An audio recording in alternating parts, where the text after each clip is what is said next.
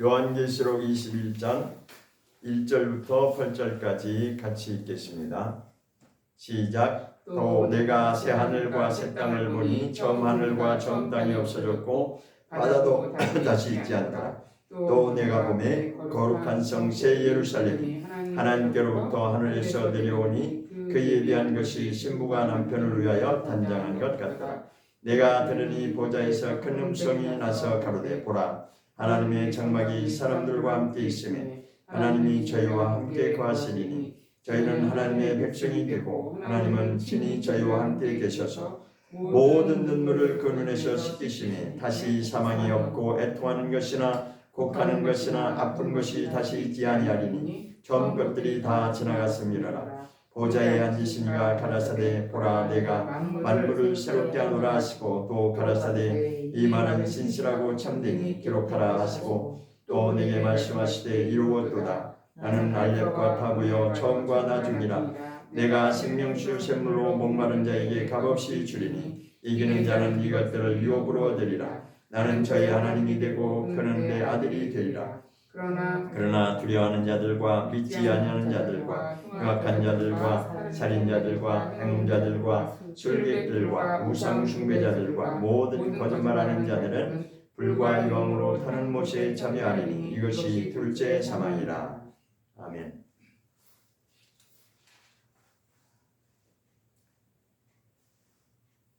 오늘 말씀은 내가 속히 오리라 하신 그 말씀을 주제로 말씀을 나누고자 합니다. 주님이 다시 오시리라는 말씀이 여러 군데에 나와 있습니다. 먼저 사도행전에 한번 보겠습니다. 사도행전 1장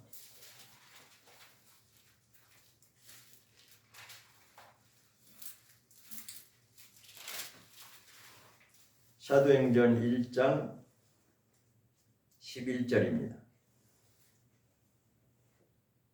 사도행전 1장 11절 시작. 가로되 갈릴리 사람들아 어찌하여 서서 하늘을 쳐다보느냐. 너희 가운데서 하늘로 올리우신 이 예수는 하늘로 가심을 본 그대로 오시리라 하였느니라. 다시 한번 읽겠습니다. 가로되 갈릴리 사람들아 어찌하여 서서 하늘을 쳐다보느냐. 너희 가운데서 하늘로 올리우신 이 예수는 하늘로 가심을 본 그대로 오시리라 하였느니라. 이 말씀을 보면 무엇을 우리가 생각할 수 있냐면 예수님이 하늘로 올라가시는 그 광경을 목격한 자들이 있다는 거죠. 그렇죠? 여기 보면 갈릴리 사람들아 어찌하여 하늘을 보느냐 쳐다보냐 그랬죠.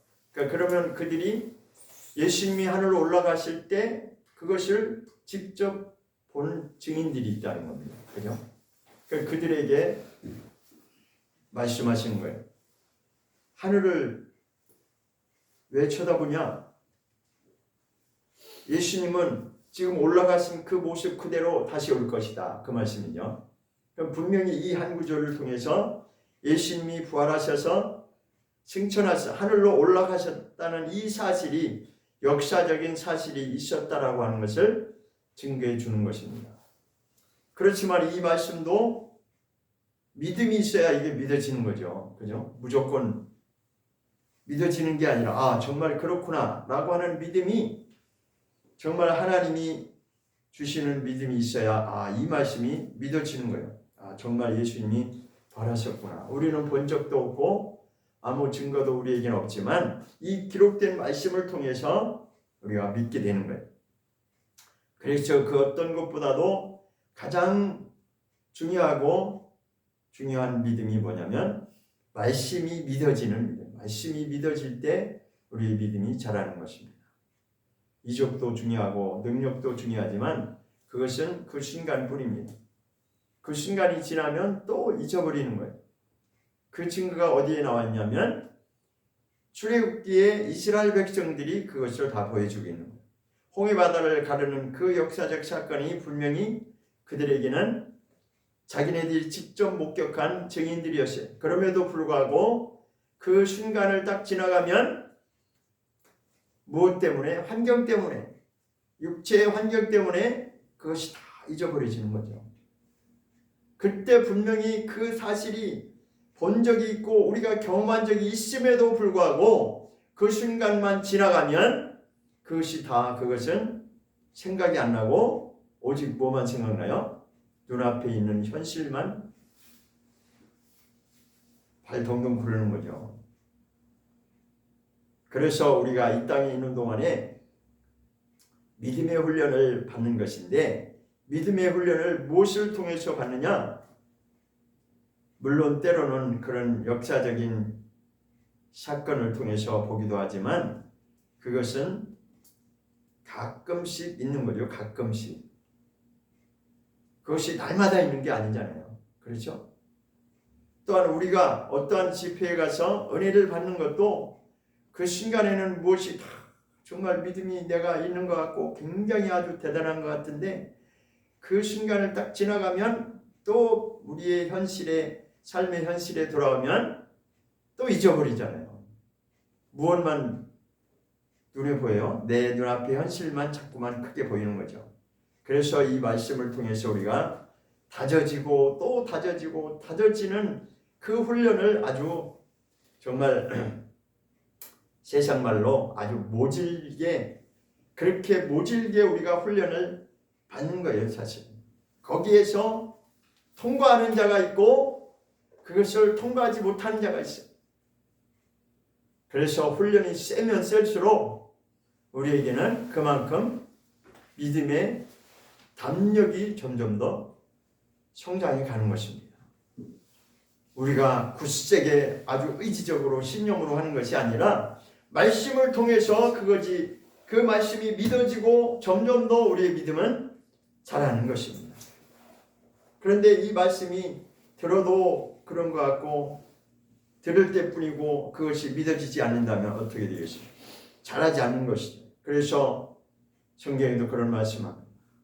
내가 아직까지도 젖만 먹이고 이제는 좀 뭔가 아주 단단한 식물을 먹여야 되고 그래야 되겠는데 아직도 그것이 소화가 안 되니까 아직도 나는 그렇게 할 수 없다라고 하는 그 바울의 고백한 말씀이 있어요. 우리가 그러면 안 되겠죠. 그죠? 시간이 지나면 지날수록 이제 어떤 말씀을 통해서도 그것이 아멘으로 정말 담대하게 고백되어져야 되는 것이. 그래야지만이 믿음이 자라고 있는 거죠. 계시록에 보면 자 오늘 계시록 가기 전에 마태복음에 한번 가보겠습니다. 마태복음 24장에 보겠습니다. 마태복음 24장 44절을 보겠습니다. 마태복음 24장 44절.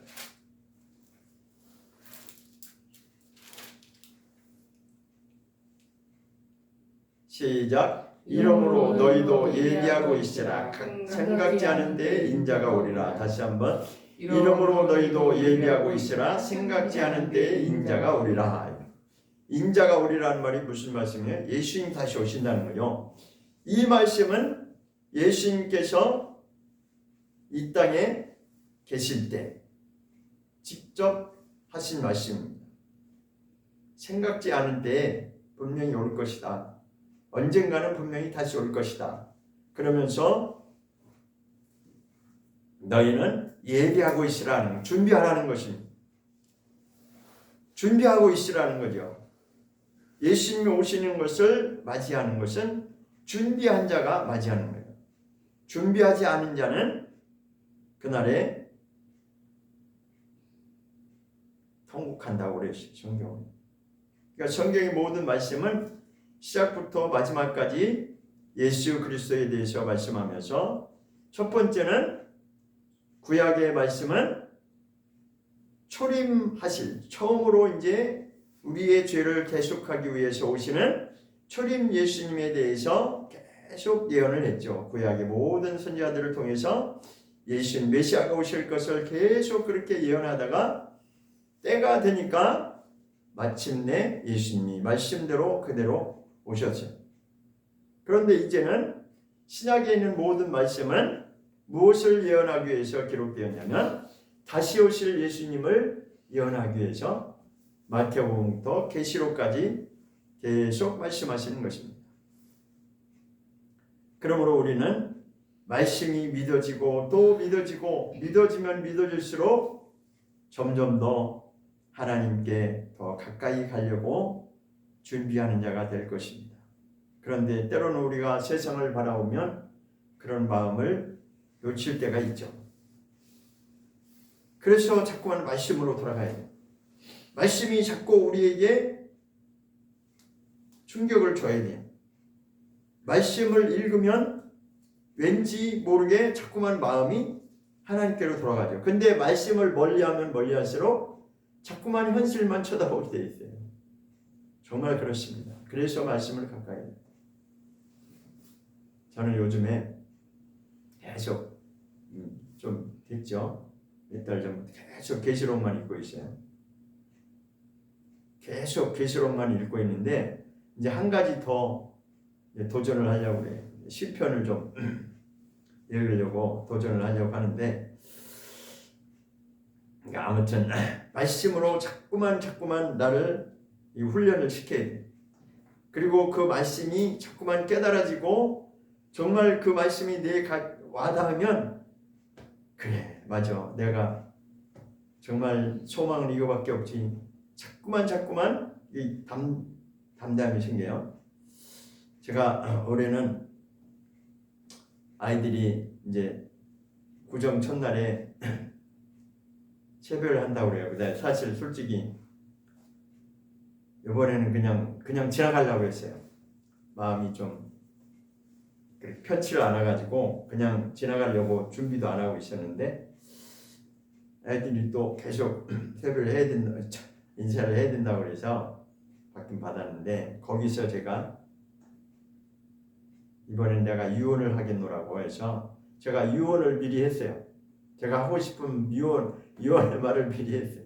나는 이제부터 이 순간부터 나는 죽을 준비하겠다. 언제 죽을지 모르고 인생은 한 번 왔다가 가는 건데 어차피 오늘 죽어도 죽는 거고 내일 죽어도 죽는 거고 죽는 것을 두려워하면은 안 되겠어요.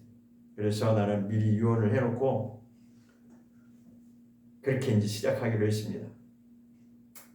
그만큼 이제 마음이 제가 왠지 모르게 그렇게 됐습니다. 아무튼 그래서 자 여기에도 분명히 예수님이 분명히 생각지 않은 때에 인자가 올 것이다 라고 그렇게 예언해 놓으셨어요. 자 이것만 해도 이제 두 번이 나와 있죠. 그런데 계시록에 가면 또 나오죠. 계시록에 한번 가보겠습니다. 1장 계시록 1장에 가보겠습니다.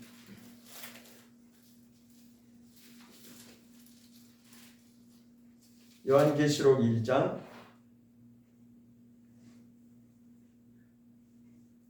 7절을 가보겠습니다. 요한계시록 1장 7절입니다. 시작. 볼지어다 구름을 타고 오시리라. 각인의 눈이 그를 보겠고 그를 찌른 자들도 볼 터이요 땅에 있는 모든 족속이 그를 인하여 애곡하리니 그러하리라. 아멘. 다시 한번 읽겠습니다. 볼지어다 구름을 타고 오시리라. 각인의 눈이 그를 보겠고 그를 찌른 자들도 볼 터이요 땅에 있는 모든 족속이 그를 인하여 애곡하리니 그러하리라. 아멘. 여기도 보면 어떤 말씀이 있어요? 주님 다시 오신다는 말씀이 있죠. 구름을 타고 오시리라 했습니다. 이거는 이제 사도 요한이 기록한 것인데 예수님이 오시는데 어떻게 오시느냐? 구름을 타고 오신다는 거예요. 자, 그러면 어떤 말씀하고 이게 연결이 되죠? 아까 사도행전에 아까 이렇게 올라가는 거를 봤죠, 그죠? 그러니까 그 말씀하고 이게 딱 연결이 되죠. 그러니까 올라가실 때 하늘로 올라가실 때 그렇게 올라가셨는데 오실 때도 구름을 타고 오신다라고 되어 있습니다. 예수님이 다시 재림하신다고 하는 것을 성경은 계속 예언을 하고 있습니다. 그런데 이런 말씀이 들려지지 않고 느껴지지도 않고 와닿지도 않는다면 그냥 여전히 우리는 믿음이 무뎌졌다는 거죠. 그런데 이런 말씀이 점점 더 정말 와닿고 그런다면 우리는 내 믿음이 점점 자라고 있다는 거죠. 자, 창세기에 보면 심판에 관한 내용이 있어요.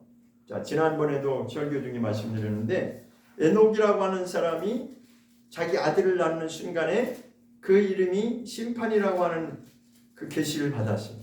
이 아들이 바로 마지막이 종말이다. 그렇게 하나님께로부터 계시를 받고 완전히 인생이 바뀌었다고 그랬어요. 하나님과 동행하는 삶으로 바뀌었다고 그랬어요.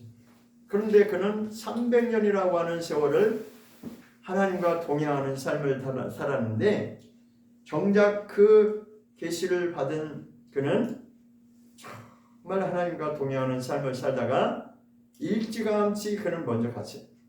일찌감치 먼저 갔는데 어떻게 갔냐면 죽음을 보지 않고 갔다고 그랬습니다. 제가 이제 알고 봤더니 우리 인생이라고 하는 것이 왜 죽음이 왔냐면 하나님의 말씀을 거역하고 죄를 졌기 때문에 죽을 수밖에 없는 인생이 되어버린 거예요. 그런데 그 에녹이라고 하는 사람을 통해서 우리가 무엇을 깨달을 수 있냐면 사람이 죽음을 보지 않고도 갈 수 있구나라고 하는 것을 보여준 거예요. 그러면 그 사람이 그냥 갔겠어요? 얼마나 철저하게 하나님과 동행하고 그런 삶을 살았다고 하는 것을 반증하는 것이죠. 그러니까 하나님과 동행하는 삶이 그냥 보통이 아니라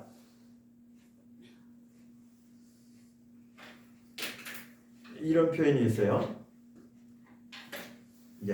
사람 같지 않은 사람이라고 하는 그런 표현이 있는데 그 사람 같지 않은 사람이라고 하는 표현에는 두 가지가 있습니다. 두 가지.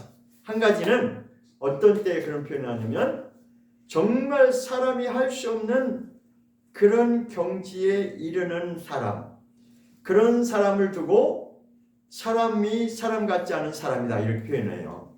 반대로 아주 사람이 사람답지 못하게 살 때, 그거는 완전히 이제 죄악 가운데 사는 자를 말하죠. 그러니까 사람이 사람답게 살아야 정상인데 사람이 사람답게 살지 못하고 그냥 짐승 수준으로 그렇게 사는 사람을 두고 또 사람 같지 않은 사람이라고 이제 표현을 해요. 그래서 두 가지 표현이 있습니다. 정말 사람이 할 수 없는 그런 경건한 삶을 사는 자를 두고 말할 때도 사람 같지 않은 사람이라고 표현하기도 하고, 그러나 반대로는 아주 정반대로는 아주 삶을 그냥 자기 마음대로 그렇게 함부로 사는 자를 볼 때도 사람 같지 않은 사람이라고 표현을 합니다. 그럼 우리는 어느 쪽에서 우리가 그것을 본받아야 될 것인가? 그것은 에녹을 통해서 우리가 이제 본받아야 될 필요가 있죠. 자, 그러면 예수님이 다시 오시리라는 말씀이 또 나와 있는데 이제는 계시록 마지막 장에 가서 또 나오고 있습니다. 요한계시록 22장에 보겠습니다. 요한계시록 22장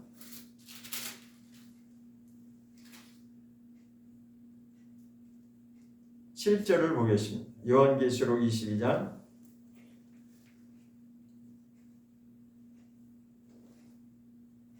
7절 시작. 보라 내가 속히 오리니 이 책의 예언의 말씀을 지키는 자가 복이 있으리라 하더라. 여기도 내가 속히 오리니 이렇게 되어 있죠. 예수님 다시 오신다는 것이, 예수님이 속히 오신다라고 하는 것을 분명히 기록하고 있습니다. 그런데 또 이 말씀이 어디에 되어 있냐면 또 나오고 있습니다. 또 보겠습니다. 20절에 보겠습니다. 요한계시록 20절 22장. 아니야 22장 20절 죄송합니다. 22장 20절 요한계시록 22장 20절 시작. 이것들을 증거하시니가 가라사대 내가 진실로 속히 오리라 하시거늘 아멘 주 예수여 오시옵소서. 이거는 이제 마지막 결론 부분에 가서 이렇게 결론을 맺고 있습니다. 내가 진실로 속히 오리라. 자, 그런데 이것을 기록한 시점이 언제였냐면 벌써 오래전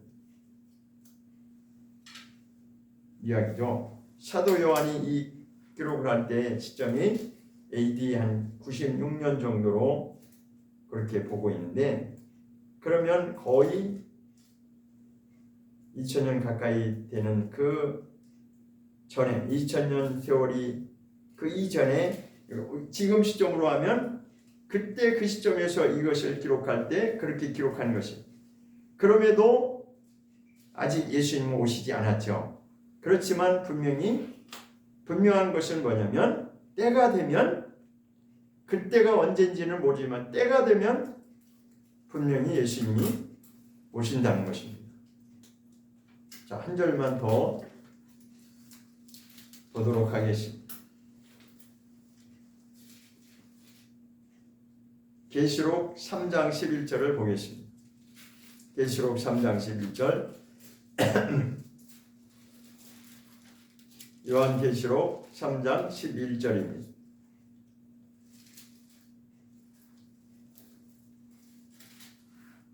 요한계시록 3장 11절 시작. 내가 속히 말이니 내가 가진 것을 굳게 잡아 아무나 내 멸관을 빼앗지 못하게 하라. 여기도 내가 속히 이 말이니 이렇게 돼 있죠. 내가 속히 이 말이니, 이것은 내가 속히 온다고 말씀하고 같은 말씀입니다. 그러니까 요한계시록 22장 7절과 20절에서 본 그 말씀하고 같은 의미로 보시면 됩니다. 표현은 좀 다르지만 속히 이 말이니 속히 오신다는 거예요. 자, 이렇게 사도행전에서도 말씀하셨고 마태복음에서도 인자가 오리라 말씀하셨고, 여기 계시록 마지막 부분에서, 그리고 계시록 3장에서, 그리고 1장에서 계속해서 예수님이 다시 오실 것을 선포하고 있습니다. 구약은 선지자들을 통해서 예수님이 오실 것을, 메시아가 나타날 것을 그렇게 예언하셨지만, 이제 신약에서는 이렇게 사도들을 통해서 말씀을, 또한 예수님이 직접 하신 말씀도 있고, 예수님은 분명히 다시 오신다라고 말씀하고 있습니다. 그래서 우리는 성경에 기록된 말씀을 그대로 믿고 그때를 준비하는 자가 돼야 되는 것입니다. 자, 그러면 요한계시록 22장으로 다시 또 가보겠습니다. 요한계시록 22장. 요한계시록 22장 10절을 보겠습니다. 요한계시록 22장 10절 시작. 또 내게 말하되 이 책의 예언의 말씀을 임봉하지 말라. 때가 가까우니라. 여기서 이제 중요한 것은 때가 가까우니라 이 말씀이요. 그래서 이 말씀을 임봉하지 말라 이렇게 되어 있습니다. 임봉하지 말라고 하는 것은 감춰두지 말라는 그런 뜻이에요. 그러니까 임봉이라고 하는 것은 그 인을 쳐가지고 꼭꼭 싸매서 누구도 열어보지 못하게 그렇게 봉함해가지고 잘 보관하는 것을 말합니다. 그렇죠. 임봉하지 말라는 것이, 열어놓으라는 것이, 많은 사람들에게 알게 하라는 것이. 그래서 계시록은 이제 때가 됐으니까 모든 사람이 이것을 깨달을 수 있도록 알려야 된다는 것입니다. 자, 그런데 구약에서 보면 다니엘서를 한번 보겠습니다. 다니엘서는 구약에 예언된 말씀인데 거기서는 뭐라고 말씀하셨는지 한번 보겠습니다. 다니엘서 12장을 보겠습니다. 다니엘서 12장에 보면 4절을 보겠습니다.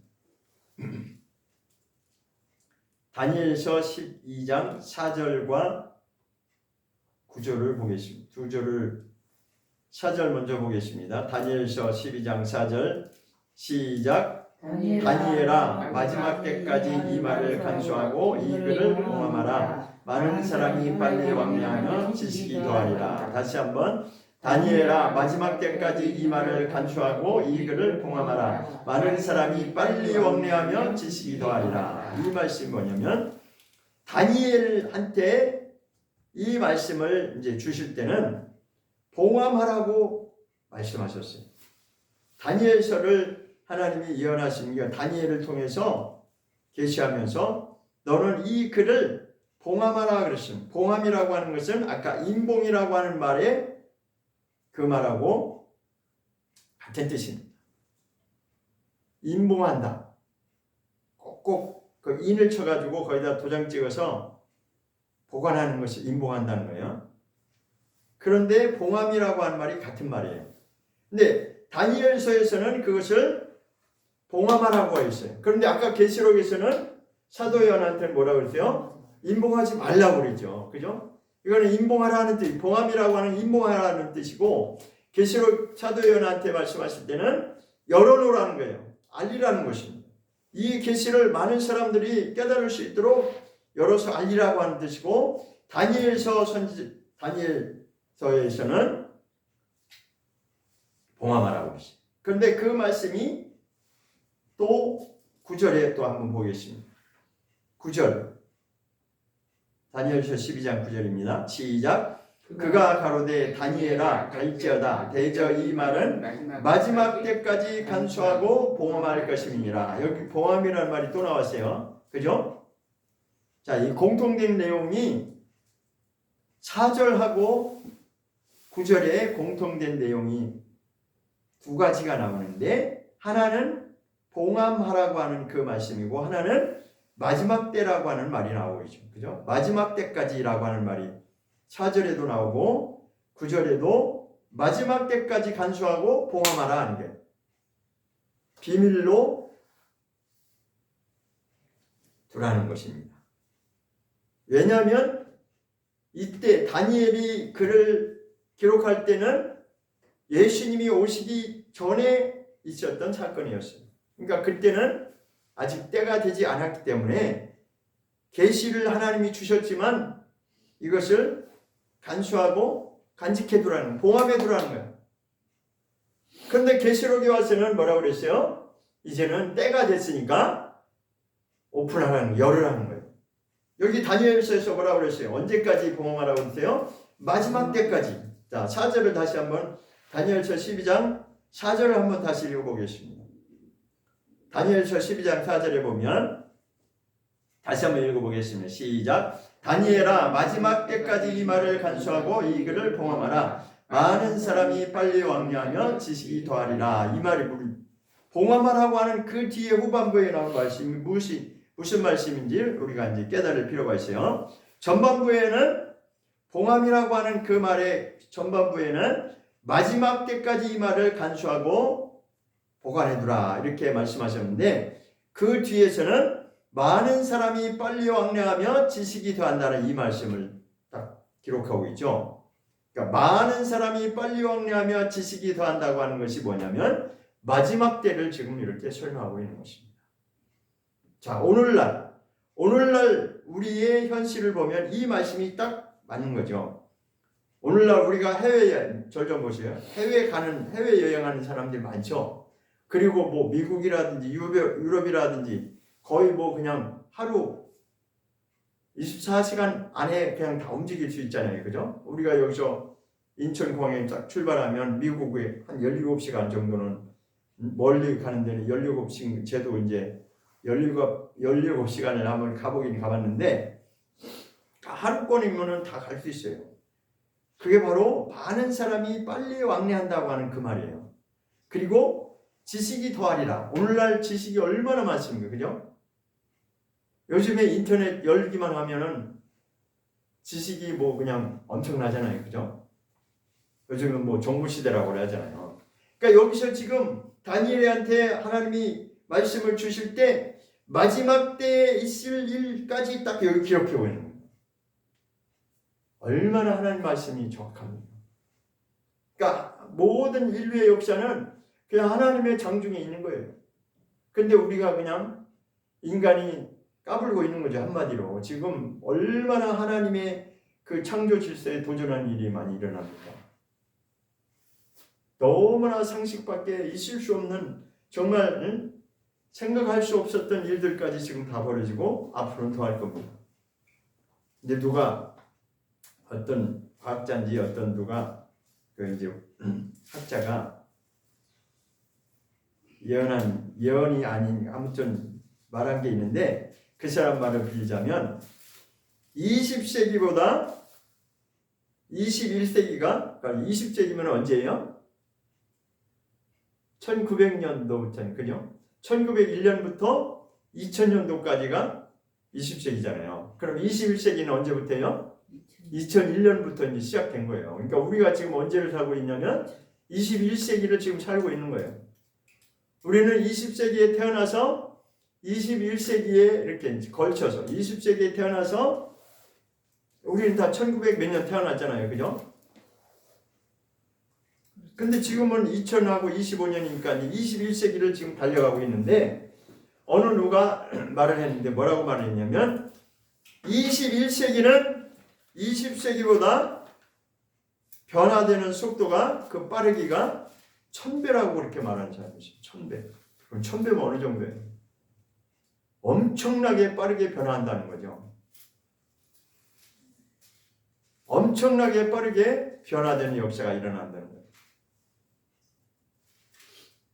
자, 그래서 예수님이 오시는 건 분명한 사실인데 그러면 언제 올 것이냐 이제 그게 이제 관건이죠. 그래서 이제 그걸 가지고 막 사람들이 뭐 몇 년, 몇 월, 며칠 온다 해가지고 그런 사건들도 막 가끔 종종 한 번씩 터지죠. 그러나 그거 언제 오는 것이 그것을 우리가 아는 것이 중요한 게 아니라 자기 자신을 언제 예수님이 오시든 그것은 때가 되면 이루어질 일이고 우리는 자기 자신을 준비하는 것이 가장 중요한 거죠. 그래서 초대교회의 그 성도들은 어떻게 살았냐면 정말 예수님이 곧 오신다라고 하는 그 믿음을 가지고 그런 삶을 살았어요. 그러니까 중요한 것이 뭐냐면 사실 우리에게는 종말론적인 그러한 신앙을 가져야 제대로 우리가 신앙생활을 할 수 있다는 것입니다. 안 그러면 자꾸만 아직 예수님이 오시려면 멀었어. 그러니까 좀 더 내가 좀 세상 좀 내가 하고 싶은 거 좀 하고 내가 돈도 좀 더 많이 벌고 그리고 내가 마지막 예수님이 오실 때 그때 가서 내가 딱 준비하면 되지. 그렇게 마음먹으면 안 되는 거예요. 그렇게 마음먹으면 점점 더 세상의 현실로 빨려 들어가게 되어 있습니다. 사실 우리의 삶은 성경을 정확하게 알면 무엇이 답이냐면 우리가 태어나면서부터 죽는 그 순간까지 그러니까 개인으로 치면 출생부터 그의 죽음이 종말이잖아요. 그러니까 출생으로부터 시작해서 마지막 그 종말의 죽음에 이르기까지 예수님을 오실 날을 준비하는 삶을 살아야 그게 진짜 신앙이 되는 거죠. 세상의 마음을 뺏기지 않고 철저하게 하나님 중심으로 그렇게 삶의 중심을 두고 삶의 우선순위를 두고 그렇게 가는 것이 진정한 신앙인이 되는 것이에요. 그래야 그것이 철저하게 자기를 준비할 수 있어요. 왜? 예수님이 내일 오시든 오늘 오시든 어쨌든 예수님이 오신 건 분명한데 혹여 예수님이 내가 살아생전에 오지 않을지라도 누가 같이 살아야 되는 거예요? 에녹과 같이 살아야 되는 거예요. 에녹은 그 계시를 받는 순간에 그 아들의 종말이 올 때 세상의 종말이 심판의 때라고 그 말씀을 받는 순간부터 그런 종말의 때를 계속해서 기억하면서 그때를 준비하는 그 삶을 사는 거예요. 오늘일지 내일일지 아니면 수년 후일지 아니면 100년 후일지 모르지만 어쨌든 중요한 것은 정말 그 말씀대로 하나님이 반드시 심판하시는 그 심판의 때가 온다라고 하는 그것을 믿고 그렇게 철저하게 하나님과 함께하는 그런 삶이 진정한 신앙인의 모습이라는 거죠. 그런데 우리는 대부분 이 현대 문명의 사회가 우리를 그렇게 그냥 내버려 두지 않습니다. 자, 요한계시록 1장을 또 한번 보겠습니다. 요한계시록 1장. 요한계시록 1장 3절입니다. 요한계시록 1장 3절.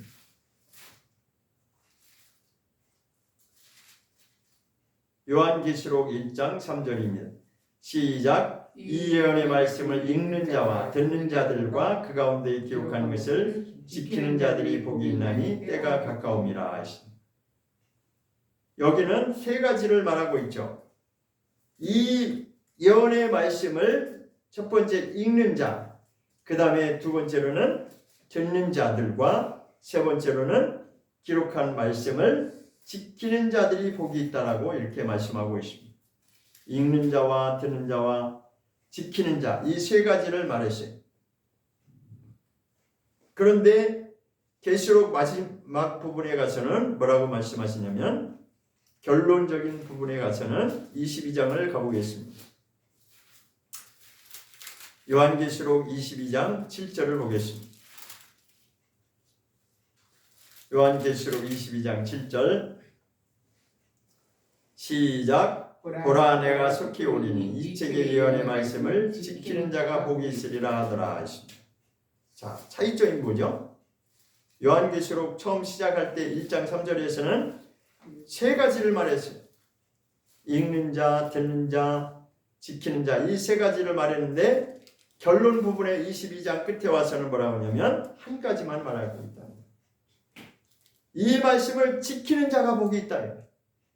계시록 1장 3절에서는 읽는 자가 복이 있고 듣는 자가 복이 있고 지키는 자가 복이 있다라고 하는 것은 말씀을 읽어야 되고 들어야 된다는 것을 말씀하고 있죠. 그런데 계시록의 마지막 부분에서는 지키는 자가 복이 있다라고 한마디로 딱 결론을 내리고 있어요. 자, 지키는 자를 다른 표현으로 한다면 무엇이냐면 이기는 자를 말하는 것입니다. 결론은 이 말씀을 읽어야 되고 또한 들어야 되고 결국은 이기는 자가 마지막 결론이라는 것입니다. 그러니까 말씀을 지킨다고 하는 것은 이기는 자를 말하는 것입니다. 그래서 계시록의 핵심은 이기는 자의 핵심이 맞춰 있는 거죠. 그러니까 마지막 시대 이제 때가 다 돼서 이 말씀을 다 열어서 공개해야 되는데 임무하지 말고 묶어두지 말고 비밀리에 감춰두지 말고 열어서 많은 사람들이 이 말씀을 알고 자기 자신을 준비할 수 있도록 열어놓으라는 것입니다. 그러면 이 말씀을 읽어야 되고 들어야 되고 결국은 지키는 자가 복이 있다는 것입니다. 마지막 때는 읽기만 해서도 안 되고 듣기만 해서도 안 되고 결론은 지키는 자에게 복이 있는데 지키는 자는 곧 이기는 자를 말하는 것입니다. 말씀을 지킨다는 건 뭐예요? 세상을 이기는 것을 말하는 거예요. 내가 말씀대로 살아서 세상의 어떤 환경이 어떻게 변하고 바뀐다 할지라도 세상에 그런 말이 있죠. 여러분 잘 아는 하늘이 무너져도 그 다음에 뭐죠? 하늘이 무너져도 그런 말이 있어요. 마찬가지로 이 세상은 우리가 원하는 만큼 우리가 원하는 대로 그렇게 진행되지 않습니다. 점점 더 세상은 빠르게 변하고 빠르게 변할 뿐만 아니라 우리가 원하지 않는 그런 방향으로 점점 더 갈 것입니다. 그러면 그 세상에 어떤 환경이 닥쳐온다 할지라도 우리는 이 말씀대로 사는 자, 말씀을 지키는 자, 곧 세상을 이기는 믿음, 이기는 자에게 하나님이 이 약속이 그대로 이루어진다고 하는 것을 말씀하고 있습니다. 자, 그러면 요한계시록 21장으로 가보겠습니다. 요한계시록 21장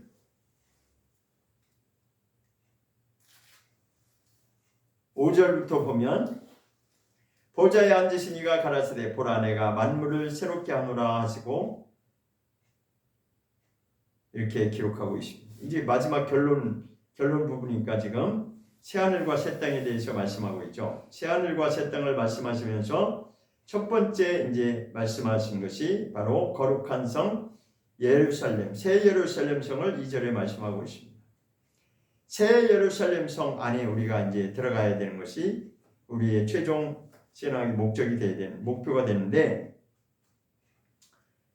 자 6절에 한번 가보겠습니다. 5절 다시 한번 읽고, 보좌에 앉으신 이가 가라사대 보라 내가 만물을 새롭게 하노라 하시고, 또 가라사대 이 말은 신실하고 참되니 기록하라 하시고, 또 내게 말씀하시되 이루었도다 이렇게 말씀하죠. 이루었도다. 자, 이 말씀을 보면 이제 어떤 말씀이 생각나냐면, 자, 요한복음 19장 30절을 먼저 보겠습니다. 요한복음 19장 3절. 요한복음 19장 3절. 아니야, 3절이 아니죠. 30절. 요한복음 19장 30절입니다.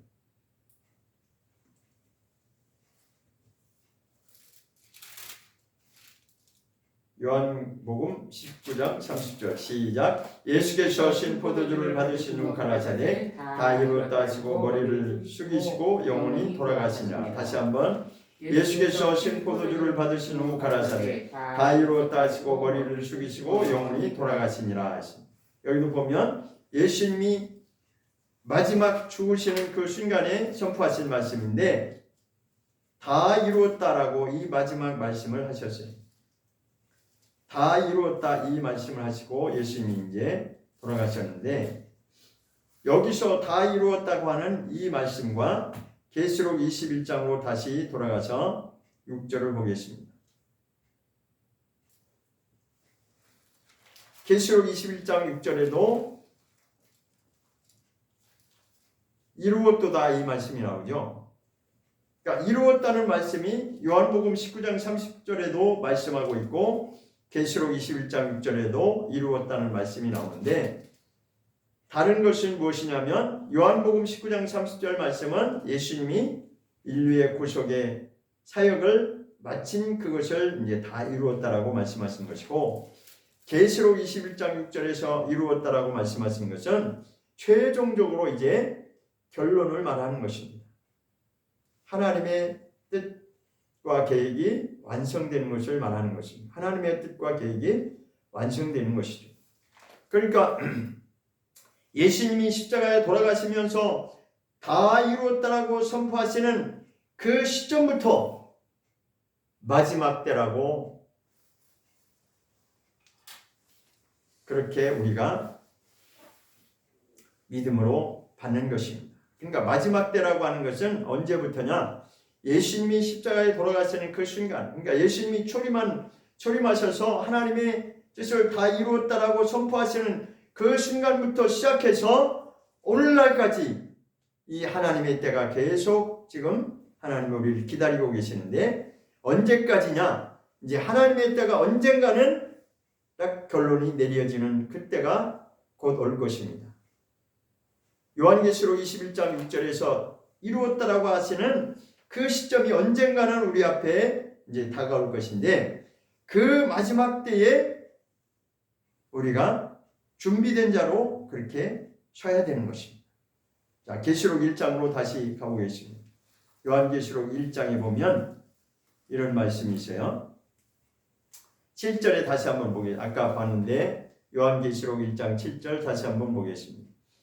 시작. 볼지어다 구름을 타고 오시리라. 각인의 눈이 그를 보겠고 그를 찌른 자들도 볼 터이요 땅에 있는 모든 족속이 그를 인하여 애곡하리니 그러하리라. 아멘이시. 자, 예수님이 다시 오실 것을 말씀하시면서 뭘 말씀하고 있냐면 너희가 그때를 볼 것이다.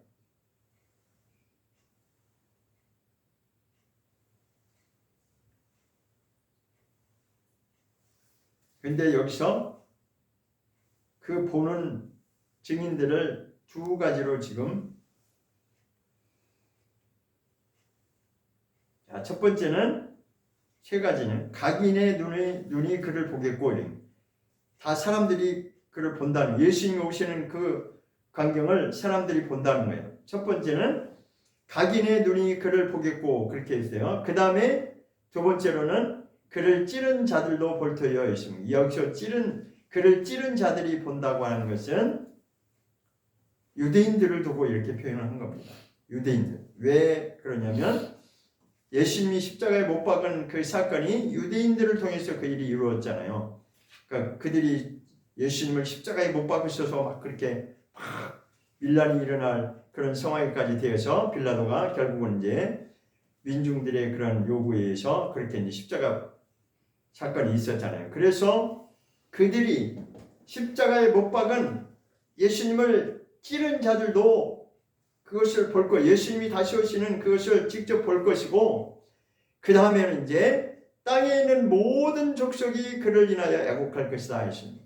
그러니까 땅에 있는 모든 족속이 모든 이방인까지 다 포함해서 모든 자들이, 이 땅에 사는 모든 자들이 예수님이 다시 이 땅에 재림하는 그 사건을 직접 목도할 것을 말씀하고 있습니다. 성경은 그래서 정확하게 시작과 마지막을 분명히 밝히고 있습니다. 우리는 정말 내가 속히 오리라 하신 그 주님의 말씀 앞에서 우리 자신을 정말 겸손히 그 말씀 앞에 우리 자신을 준비하는 그런 자가 될 수 있기를 예수 이름으로 축원합니다. 기도하겠습니다.